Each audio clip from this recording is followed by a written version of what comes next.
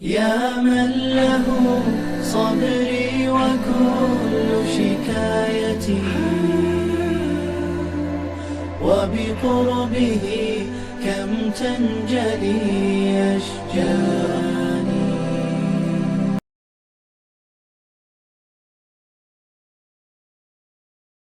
بسم اللہ الرحمن الرحیم وبہ نستعین وصلی اللہ علی حبیبہ سیدنا و مولانا محمد وعلی آلہ وصحبہ اجمعین. معزز ناظرین و سامعین، پروگرام پیغام ہدایت میں ایک مرتبہ پھر آپ کو خوش آمدید کہتے ہیں. ناظرین کرام، محرم الحرام کے حوالے سے ہم ایک مکمل 10 پروگرام کی سیریز لے کر آئے ہیں.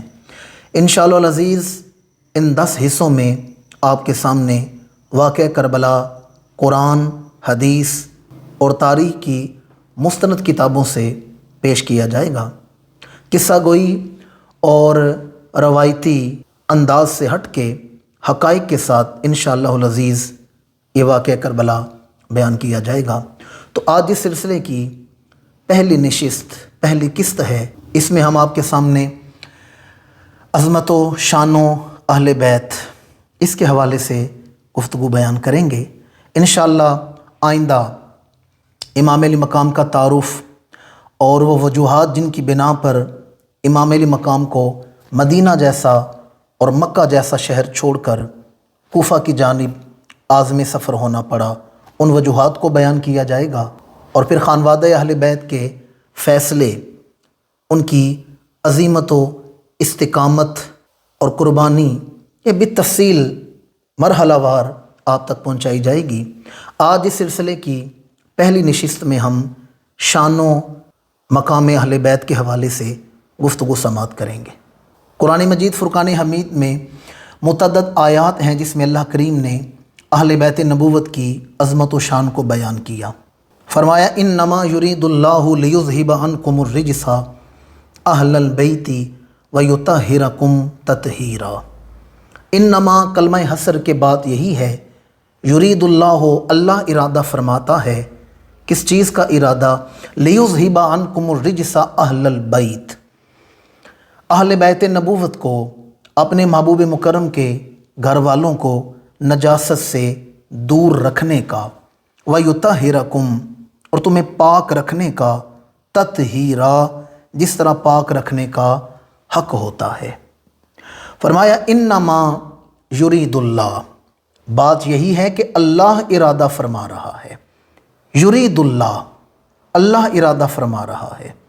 اور اللہ کی شان کیا ہے؟ فعال لما یرید، اللہ کا ارادہ بڑا اٹل ہے جسے کوئی بدل نہیں سکتا. انما یرید اللہ، یہ تو اللہ ارادہ فرما رہا ہے. دیکھیں بخاری شریف اٹھا کر دیکھیں تو ابتدان میں حدیث ہے انما الاعمال بالنیات، اعمال کا دار و مدار نیتوں پر ہے. آج جو بھی پاکی حاصل کرنا چاہتا ہے، طہارت حاصل کرنا چاہتا ہے، نیت بھی وہی کرتا ہے، ارادہ بھی وہی کرتا ہے. مثلا وضو میں نے بنانا ہے تو میرے وضو کی نیت میں ہی کروں گا، کوئی دوسرا تو نہیں کرے گا. غسل میں نے کرنا ہے تو اس کی نیت میں ہی کروں گا، کوئی دوسرا نہیں کرے گا. کوئی دوسرا میرے غسل یا وضو کی نیت کرے تو اس کی نیت کا میرے وضو یا غسل کو کوئی فائدہ نہیں. یعنی جو پاکی حاصل کرنا چاہتا ہے، ارادہ بھی وہی کرتا ہے، نیت بھی وہی کرتا ہے. پر قرآن کہہ رہا ہے انما یرید اللہ، پاک اہل بیت نبوت ہو رہے ہیں، ارادہ رب فرما رہا ہے. پاک حضور کے گھر والے ہو رہے ہیں، ارادہ رب فرما رہا ہے. اب جنہیں اللہ پاک کرے کتنی شانوں سے پاک کیا ہوگا، جنہیں اللہ پاک کرے کتنی شانوں سے پاک کیا ہوگا. اہل بیت وہ ہیں جنہیں اللہ نے پاک فرما دیا ہے. وَيُطَہِّرَكُمْ، اور اللہ تمہیں پاک رکھنا چاہتا ہے.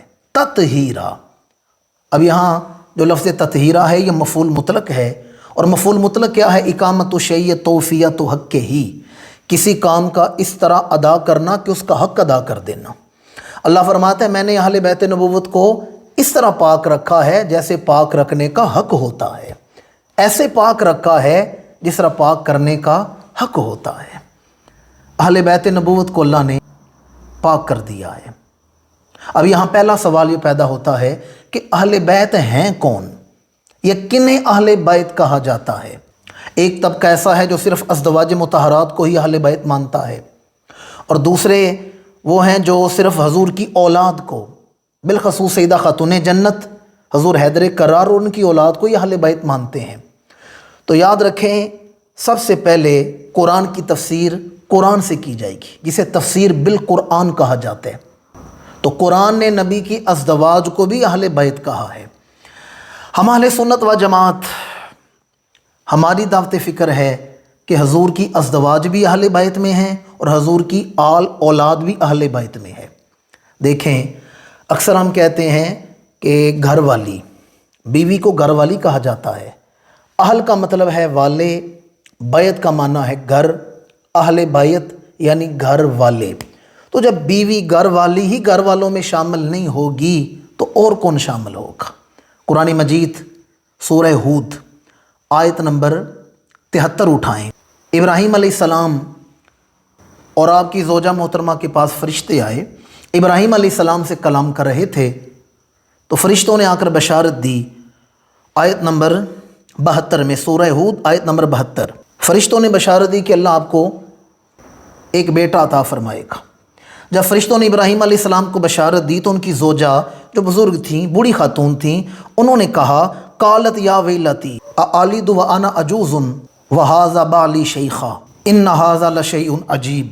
کہا یہ کیسے ممکن ہے، میں بوڑھی ہوں، میرے شوہر جناب ابراہیم خلیل اللہ یہ بزرگ ہو چکے ہیں، شیخا یہ بزرگ بڑی عمر کے ہو چکے ہیں، اور بڑھاپے میں اولاد کیسے ممکن ہے، یہ ہو کیسے سکتا ہے؟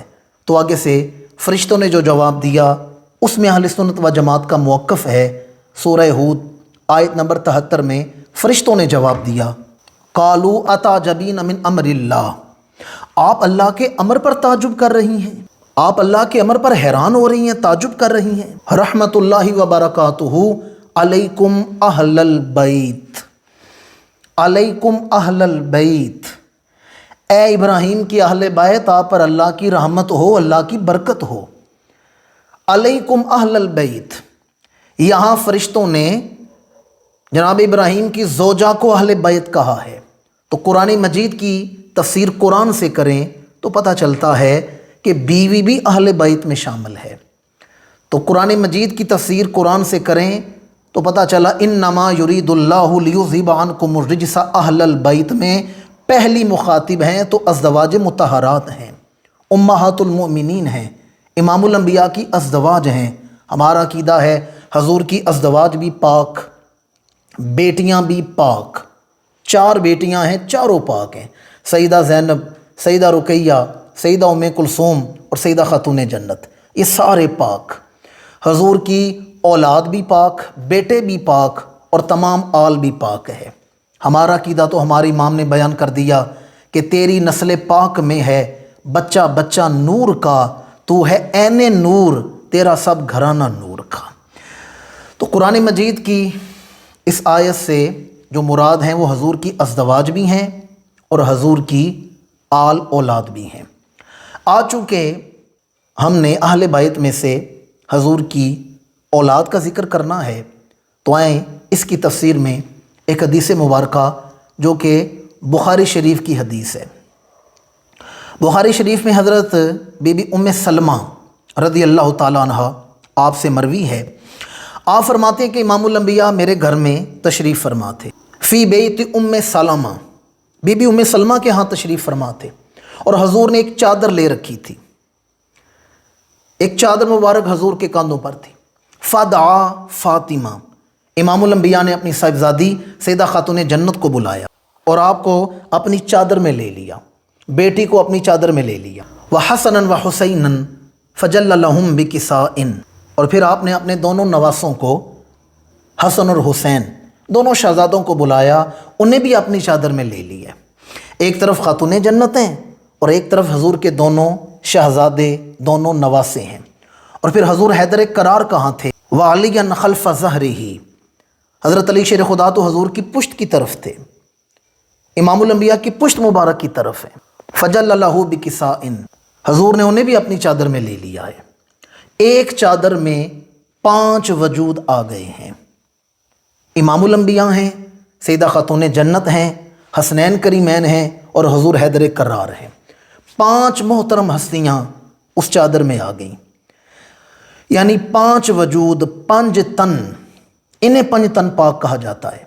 वैसे तो मैंने पहले बयान कर दिया कि तेरी नस्ल पाक में है बच्चा बच्चा नूर का, सारी नस्ल ही पाक है। ये 5 पाक हैं तो अज़वाज भी पाक हैं, बाकी 3 बेटियां भी पाक हैं और बाकी दामाद भी पाक हैं, सारे पाक हैं। पर ये वो हैं जिन्हें आले अबा कहा जाता है। इमामुल अंबिया ने इन 5 वजूदों को एक चादर में लिया, खुद हैं, नवासे हैं, बेटी हैं और हुजूर हैदर कर्रार हैं। फिर हुजूर ने दुआ मांगी, सुम्मा क़ाल अल्लाहुम्मा हाउलाई अहल बैती, अर्ज़ किया परवरदिगार ये हैं मेरे अहले बैत, हाउलाई अहल बैती, ये हैं मेरे अहले बैत, फ़ज़हब अन्हुमुर रिजसा व ताहिरहुम तत्हीरा, बस परवरदिगार इन्हें इनसे नजासत को दूर फरमा दे और इन्हें ऐसे पाक फरमा दे जिस तरह पाक रखने का हक़ होता है। तो इमामुल अंबिया की निस्बत से हुजूर की तमाम औलाद, बिलखसूस सैयदा खातून जन्नत, ये बिलखसूस इसलिए कि ये आले अबा हैं, ये वो हैं कि जिन्हें हुजूर ने अपनी चादर मुबारक में लेकर इनकी पाकी और तहारत की दुआ मांगी है। इमामुल अंबिया की निस्बत से पाकी के हवाले से मैं 2 मिसालें अर्ज़ करूँगा और फिर अहले बैत की अज़मत व शान जो आज का हमारा मज़मून है। इमामुल अंबिया की निस्बत की क्या बरकत है। जब हमारे आका करीम की जलवागरी नहीं हुई थी तो सारी ज़मीन पाक नहीं थी। अंबिया किराम ख़ास जगह को पाक करते और वहाँ आकर इबादत की जाती थी। हर जगह इबादत नहीं की जा सकती थी क्योंकि सारी ज़मीन पाक नहीं थी।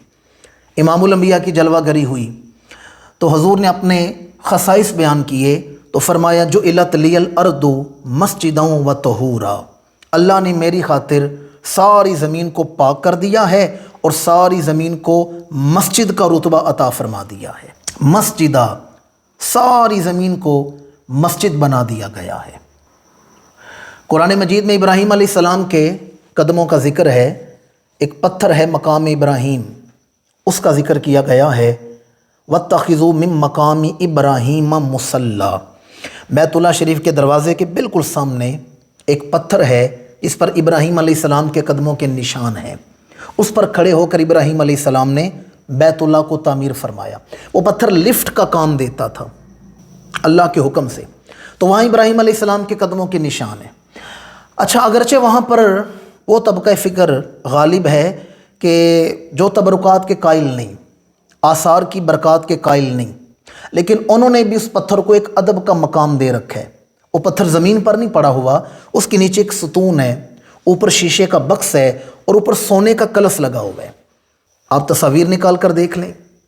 या अल्लाह हमें वहाँ बार बार जाने की तौफीक अता फरमाए। बैतुल्लाह के दरवाज़े के तकरीबन सामने वो पत्थर है। ए पत्थर, ये बता तुझे लगा क्या है कि वो लोग जो तबरुकात और आसार की बरक़ात के कायल नहीं, वो भी तेरा अदब कर रहे हैं। वो पत्थर कहता है मुझे कुछ नहीं लगा, बस मैंने खलीलुल्लाह के कदमों को चूम लिया है। कुरान मजीद में उस पत्थर के बारे में हुक्म है कि उसे मुसल्ला बना लो। आज जो भी आदमी हज करे, उम्रा करे, तो जब भी वो तवाफ़ करेगा तो मकाम इब्राहीम के 2 नफल अदा करेगा। अगर नफली इबादत का वक़्त है तो नफल अदा करेगा। तो उस पत्थर के बारे में हुक्म है उसे मुसल्ला बना लिया जाए। जहाँ इब्राहीम अलैहिस्सलाम के कदम लगें वहाँ मुसल्ला बनता है और जहाँ इमामुल अंबिया के कदम लगें वहाँ मस्जिद बना दी जाती है। जो इलत लियल अर्दो मस्जिदा, अल्लाह ने मेरी खातिर सारी ज़मीन को मस्जिद बना दी है। अब हम अपने घर में भी नमाज अदा कर सकते हैं, कहीं भी इबादत कर सकते हैं। अगर बज़ाहिर नापाकी या गलाजत ना हो तो ज़मीन पाक है। और फरमाया तहूरा, खाली मस्जिद नहीं बनी, इसे पाक भी बना दिया गया है। और खाली पाक नहीं हुई बल्कि पाक करने वाली भी बन चुकी है। ज़मीन पहले ख़ुद पाक नहीं थी, अब ख़ुद भी पाक है, औरों को पाक भी कर रही है। देखें, जिस आदमी पर गुस्ल वाजिब हो या वज़ू बनाना चाहता हो तो पानी मुयस्सर ना हो या पानी पर दुश्मन का कब्ज़ा हो या पानी इस्तेमाल करने से बीमारी बढ़ने का, मरने का ख़दशा हो, तो शरीयत कहती है कि तयम्मुम कर लो, मट्टी से तयम्मुम कर लो। अब ये तयम्मुम क्या है? آپ مٹی یا جن سے مٹی پر دونوں ہاتھ لگائیں، ہاتھوں کو جھاڑیں اور ہاتھ چہرے پر پھیر لیں، پھر مٹی یا جن سے مٹی پر ہاتھ لگائیں، ہاتھوں کو جھاڑیں اور بائیں ہاتھ سے دائیں ہاتھ کی کونی تک اس طرح پھیر لیں اور دائیں ہاتھ سے بائیں ہاتھ کی کونی تک اس طرح پھیر لیں۔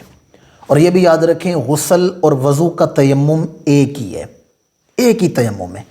قرآن و حدیث اٹھا کر دیکھیں، مٹی آپ نے ملی ہے اپنے چہرے پر، مٹی ملی ہے اپنے ہاتھوں پر، اللہ آپ کے وجود کو پاکی عطا فرما دے گا، اللہ آپ کو پاک کر دے گا۔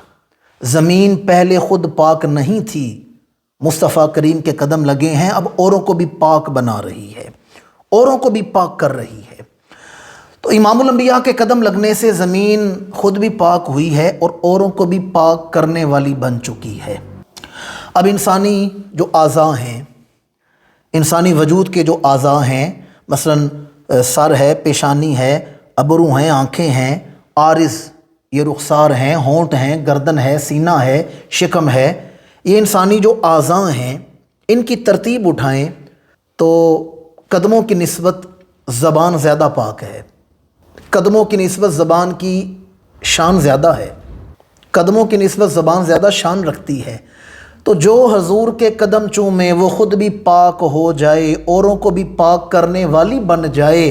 حسین تو وہ ہیں جو رسول اللہ کی زبان چوستے رہے ہیں اور دن میں متعدد دفعہ حضور کی زبان چوستے رہے ہیں۔ بھائی جس نے قدم چومے وہ تو خود بھی پاک ہو گئی، اوروں کو بھی پاک کرنے والی بن گئی، تو جو زبان چوستا رہا ہے اللہ نے اسے کتنا پاک بنایا ہوگا۔ وَيُطَهِّرَكُمْ تَطْهِيرًا، فرمایا تمہیں ایسے پاک رکھا ہے جیسے پاک رکھنے کا حق ہوتا ہے۔ دوسری مثال، قرآن و حدیث کا مطالعہ کریں تو آپ کو یہ بات کہیں نہیں ملے گی کہ کبھی ہمارے آقا کریم کے جو کپڑے ہیں، لباس مبارک ہے، اس کے حوالے سے کبھی میلا ہونے کے الفاظ نہیں ملیں گے کہ کبھی حضور کے کپڑے بھی معاذ اللہ میلے ہوئے تھے، کوئی روایت نہیں ملے گی، کسی مفسر کا قول نہیں ملے گا، کسی فقیہ کی تحقیق نہیں ملے گی۔ ویسے حضور کے کپڑے کے دھونے کے متعلق احادیث ہیں لیکن میل دور کرنے کے حوالے سے نہیں، بلکہ امام مالک کا تو فتویٰ ہے کہ جس نے حضور کی چادر مبارک کو میلا کہا وہ کافر ہو جائے گا، وہ دار اسلام سے خارج ہو جائے گا۔ جس نے حضور کی چادر کو میلا کہا، جو حضور کی چادر مبارک کو میلا کہے دار اسلام سے خارج ہو جائے گا۔ تو اس حوالے سے کوئی بات نہیں ملے گی کہ کبھی کپڑے بھی میلے ہوئے ہوں اور اہل بیت نے یا ازواج مطہرات میں سے کسی زوجہ محترمہ نے میل دور کرنے کی نیت سے کپڑے دھوئے ہوں۔ میل دور کرنے کے حوالے سے کوئی حدیث نہیں ملے گی۔ ویسے کپڑے دھونے کی حدیث ہیں لیکن وہ اور موضوع پر ہیں۔ مثلا حضور کی ایک زوجہ ہیں، ان کے پاس حضور کی ایک قمیض مبارک تھی، دور سے کوئی بیمار آتا، کوئی مریض آتا، آپ پانی میں بھگو کر اسے پانی عطا کرتی، اللہ اسے شفا عطا فرما دیتا تھا۔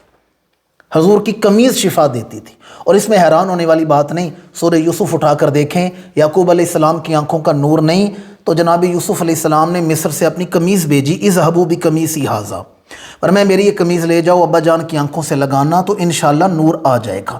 نبی کی قمیض شفا عطا کرتی ہے، یہ قرآنی عقیدہ ہے۔ تو حضور کے کپڑے دھونے کے متعلق احادیث ہیں لیکن وہ برکت کے لیے ہیں، میل دور کرنے کے حوالے سے نہیں۔ آپ تفاسیر اٹھا کر دیکھ لیں، آپ احکام القرآن پڑھ لیں علامہ ابو بکر جساس کی، آپ انوار التنزیل پڑھ لیں، آپ بیضاوی پڑھ لیں، آپ روح المعانی پڑھ لیں، روح البیان پڑھ لیں، در منصور پڑھ لیں، رازی کو پڑھ لیں، قاضی ثناء اللہ کو پڑھ لیں، اور اگر احادیث میں آئیں تو پھر بخاری پڑھ لیں، مسلم پڑھ لیں، ابو داود، ابن ماجہ، نسائی، جامع ترمذی، موطا امام مالک، مشکات، احادیث کے دفتر اٹھا کر دیکھ لیں اور فقہا کی کتابیں اٹھا کر دیکھ لیں، کوئی ایک قول نہیں ملے گا، کوئی ایک بات نہیں ملے گی کہ کبھی حضور کے کپڑے معاذ اللہ میلے ہوئے ہوں اور اہل بیت نبوت نے میل دور کرنے کی نیت سے حضور کے کپڑوں کو دھویا ہو۔ میں کہتا ہوں کہ جو رب اپنے محبوب کے وجود کے ساتھ لگنے والے کپڑوں کو بھی پاک رکھتا ہے، اس نے اپنے محبوب کے خون سے بننے والی اولاد کو کتنا پاک رکھا ہوگا۔ بے جو رب اپنے محبوب کے وجود کے ساتھ لگنے والے کپڑوں کو میلا نہیں ہونے دیتا، انہیں بھی پاک رکھتا ہے، اس نے اپنے محبوب کے وجود مبارک کے ساتھ نسبت رکھنے والی خون مبارک سے بننے والی اولاد کو کتنا پاک رکھا ہوگا۔ اور کپڑوں کا تعلق تو جسم کے ظاہر کے ساتھ ہے، جبکہ اولاد کا تعلق تو باطن کے ساتھ ہوتا ہے۔ خون خیر الرسل سے ہے جن کا خمیر، ان کی بے لوث طینت پہ لاکھوں سلام۔ خون خیر الرسل سے ہے جن کا خمیر، اہل بیت وہ ہیں، آل اولاد وہ ہیں جن کا خمیر خون خیر الرسل کے ساتھ ہے، امام الانبیاء کے وجود مبارک کے ساتھ ہے۔ دیکھیں حضور کا وجود تو بڑی عظمت، بڑی رفت رکھتا ہے۔ اللہ نے اپنے محبوب کے نام میں بڑی طہارت رکھی ہے، نام کو بڑی پاکی عطا فرمائی ہے۔ آپ کسی مجوسی کو، کسی سکھ کو، کسی ہندو کو، کسی غیر مسلم کو دنیا کا مہنگے سے مہنگا صابن دیں، کیمیکل دیں، اور اسے کہیں کہ سارا دن اپنا وجود دھوتا رہے، وہ سارا دن اپنا وجود دھوتا رہے، اس کا جسم پاک نہیں ہوگا، اس کا جسم طاہر نہیں ہوگا، پاک نہیں ہوگا۔ لیکن اگر وہ ایک دفعہ صدقے دل سے پڑھ لے لا الہ الا اللہ محمد الرسول اللہ صلی اللہ علیہ وآلہ وسلم، اس کا جسم بھی پاک ہو جائے گا، روح بھی پاک ہو جائے گی۔ تو طہارتیں تو حضور کے نام کا صدقہ ہیں، پاکی تو حضور کے نام کا صدقہ ہے۔ جس رب نے اپنے محبوب کے نام میں اتنی طہارت رکھی ہے، اس نے محبوب کے خون میں کتنی طہارت رکھی ہوگی۔ خون خیر الرسل سے ہے جن کا خمیر، ان کی بے لوث طینت پہ لاکھوں سلام۔ تو اہل بیت کی پاکی اللہ نے بے انتہا طہارت اور پاکی عطا فرمائی۔ ناظرین کرام، ہمارے اس پروگرام کا جو وقت ہے وہ مخصوص ہوتا ہے، تو جی تو یہی چاہ رہا ہے کہ اہل بیت کی فضیلت عظمت میں جو حدیثیں، جو کچھ ذہن میں ہے اسے بیان کر دیا جائے، لیکن انشاءاللہ چونکہ ہم اس پروگرام کو 10 مرحلوں میں 10 اقساط میں آپ کے سامنے پیش کریں گے، تو آج میں گفتگو سمیٹتے ہوئے ایک حدیث مبارک، چونکہ طہارت کی بات چلی ہے تو یہیں سے حسنین کریمین کا ذکر، اور انشاءاللہ آئندہ آپ کے سامنے دیگر موضوعات پر بات ہوگی۔ ایک حدیث مبارکہ سنا کر آج ہم گفتگو سمیٹیں گے اور پروگرام مکمل کریں گے۔ امام الانبیاء اپنے نواسوں سے بے انتہا شفقت فرماتے تھے، بے انتہا محبت فرماتے تھے۔ حضور تشریف لاتے، کبھی حضور کی زبان چوستے، کبھی حضور کے کانوں کی سواری کرتے، کبھی حضور ان کا ماتھا چومتے، کبھی حضور کی زلفوں سے کھیلتے۔ اللہ نے بڑی عزتیں اور بڑی شانیں عطا فرمائیں۔ دونوں نواسوں کو سینے سے لگاتے اور دعا مانگتے، اللہم احبہما، پروردگار میں ان سے محبت کرتا ہوں، فاحب من یحبہما، اور جو ان سے محبت کرے پروردگار تو ان سے بھی محبت فرما، جو ان سے محبت کرتا ہے تو ان سے محبت فرما۔ کبھی ان کا ماتھا چومتے، کبھی ان کا ماتھا سونگتے، کانا یشمہما و یدمہما، کبھی حضور انہیں چومتے، کبھی انہیں سونگتے، اور فرماتے ہما ریحانتایا من الدنیا، یہ دونوں دنیا میں میرے پھول ہیں، ان سے میری ہی خوشبو ملا کرے گی، ان سے میری خوشبو آتی ہے۔ ایک حدیث مبارکہ میں فرمایا انا حرب لمن حارب لہم وسلم لمن سالم لہم، فرمایا جن سے ان کی جنگ ہے ان سے میری جنگ ہے، اور جو ان کی سلامتی چاہتا ہے میں ان کی سلامتی چاہتا ہوں۔ جو ان سے جنگ کرے گا وہ میرے ساتھ جنگ کرے گا، اور جو ان سے محبت کرے گا، جو ان کی سلامتی چاہتا ہے میں ان کی سلامتی چاہتا ہوں۔ اور ایک حدیث مبارکہ میں فرمایا جو ان سے محبت کرتا ہے وہ میرے ساتھ محبت کرتا ہے، جو ان سے بغض رکھتا ہے وہ میرے ساتھ بغض رکھتا ہے، جو ان کا دوست ہے وہ میرا دوست ہے، جو ان کا دشمن ہے وہ میرا دشمن ہے۔ اس لیے ہم کہتے ہیں اہل بیت سے جو دشمنی ہے وہ رسول اللہ کی دشمنی ہے، اور ان سے جو محبت ہے وہ حضور کی محبت ہے۔ آج آپ کے سامنے میں نے اہل بیت کی طہارت کو بیان کی ہے۔ اللہ نے فرمایا وَيُطَهِّرَكُمْ تَطْهِيرًا، میں نے انہیں خالی پاک نہیں کیا، اس طرح پاک رکھا ہے جیسے پاک رکھنے کا حق ہوتا ہے، اور کم از کم جو پاکی ہے وہ یہ ہے کہ دل دنیا سے پاک ہو جائے، دل دنیا سے پاک ہو جائے۔ اگر دل میں ہی دنیا کی نجاست ہو تو دل پاک نہیں ہوتا، انسان پاک نہیں ہوتا۔ دل پاک ہو جائے تو انسان پاک ہو جاتا ہے۔ حضور حیدر کرار حضرت علی شیر خدا کا فرمان ہے الدنیا جیف و طالبها کلاب، دنیا نجاست ہے اور اس کے طالب کتے ہیں، دنیا کے طالب کتے ہیں۔ تو جب تک دل میں دنیا کی طلب ہو بندے کا اندر پاک نہیں ہوتا، اندر سے کتا پن ختم نہیں ہوتا۔ حضرت سلطان باہو نے بھی کیا خوب کہا، بارو مل مل تو نہیں ہے اندروں ویچا تو، بارو توتا کس کم دا جے اندروں نہ جاوے بو۔ اندر غلاظت ہو، باہر پرفیوم چھڑکتے رہیں، قیمتی لباس پہنتے رہیں، پوشاکیں پہنتے رہیں، ہیئر سٹائل اچھا کر لیں، اور گھڑی قیمتی پہن لیں، لباس اچھا زیب تن کر لیں، لیکن اگر اندر نجاست ہے، باروں توتا کس کا مداج اندروں نہ جاوے بو۔ تو کم از کم پاکی جو ہے وہ یہ ہے کہ دل پاک ہو جائے۔ اللہ نے اہل بیت کو پاک کیا ہے، ان کا دل دنیا سے پاک فرما دیا ہے۔ بڑے کم بخت کم نصیب ہیں اور بڑے ہرمہ نصیب ہیں وہ لوگ جو کہتے ہیں کہ معاذ ثم معاذ حسین دنیا کی خاطر کربلا میں گئے، حسین دولت کی خاطر کربلا میں گئے۔ ہمارا عقیدہ ہے، ہمارا نظریہ ہے، امام کی شان تو بڑی ورا الورا ہے، تخت سکندری پر تھوکتے نہیں ہیں، بستر لگا ہوا ہے جن کا تیری گلی میں۔ اور نگاہ فقر میں شان سکندری کیا ہے، خراج کی جو گدا ہو وہ کیسری کیا ہے۔ یہ جو بڑے بڑے بادشاہ گزرے ہیں نا، یہ خراج لیتے تھے، زمین کا خراج لے کر اپنے خزانے بھرتے تھے، تو یہ تو خراج کے گداگر تھے، فقیر تھے، یہ بادشاہ کہاں تھے؟ خراج کی جو گدا ہے وہ کیسری کیا ہے۔ ہمارا عقیدہ ہے امام کی شان تو بڑی ورا الورا ہے، امام کی گلی میں بیٹھنے والا جو سگ ہے، کتا ہے، وہ بھی دنیا کے تخت پہ تھوکتا نہیں ہے۔ اللہ نے اہل بیت کو پاک کر دیا، ان کا ظاہر بھی پاک، ان کا باطن بھی پاک، ان کے وجود بھی پاک، ان کی فکر بھی پاک، ان کے کردار بھی پاک، ان کی سوچ بھی پاک۔ اللہ نے ہر قسم کی نجاست سے انہیں دور فرما دیا۔ آج ہم نے اہل بیت کی عظمت و شان طہارت کے حوالے سے سنی ہے۔ انشاءاللہ العزیز آئندہ اگلے پروگرام میں آپ کے سامنے سرکار سید الشہداء، نواسہ رسول، جگر گوشہ زہرا، نقشہ مرتضیٰ، چراغ حرمین، حضرت سیدنا امام حسین رضی اللہ تعالیٰ عنہ، آپ کی ولادت، بچپن اور آپ کے شخصی فضائل، اس حوالے سے گفتگو کی جائے گی، اور پھر انشاءاللہ دیگر جو موضوعات ہیں، کربلا جانے کا فیصلہ، وجوہات اور دیگر جو موضوعات ہیں ان پر بھی گفتگو ہوگی۔ اسی کے ساتھ آج کے پروگرام کا وقت مکمل ہوتا ہے، ہمیں اجازت دیجیے۔ اللہ تعالیٰ ہمارا حامی و ناصر ہو، اللہ تعالیٰ پاکستان کا حامی و ناصر ہو۔ السلام علیکم ورحمۃ اللہ تعالیٰ وبرکاتہ۔ يا من له صبري وكل شكايتي